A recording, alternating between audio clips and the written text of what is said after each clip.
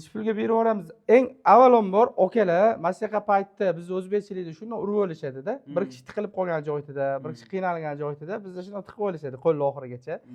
Do'stlar mana shunaqa holatdalar boshqa joyda o'yib qo'yganlar, attim-qattim bo'lib qolmasligi uchun o'zlarini yashab turgan o'ylarini srochniy sotishim kerak dedilar. Toza shunaqa narsa bo'lgan. Shunaqa bo'ldi xolos. Yaxshilikka aslo. Ha, necha pulga berib yuboramiz? 35 ga berib yuboramiz. Yo 35 emas, biz obunachilar uchun endi oldi qochdi yo'q gap qo'ymaylik.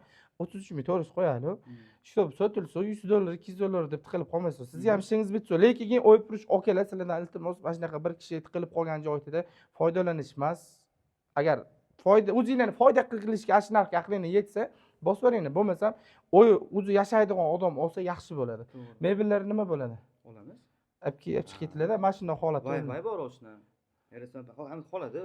Suv bor, bir tonali. Bir tonali suv motor, hamma narsa bor ekan. Zo'r joyda remontni o'rta holatda kirib mashina yashasani ham bo'ladi, keyin qildirib olsani ham bo'ladi. $33.400 ga baraka qilib qo'ydi. Ikkinchi etajdan oromgoh konechkani o'zida yo'l yuzida joylashgan.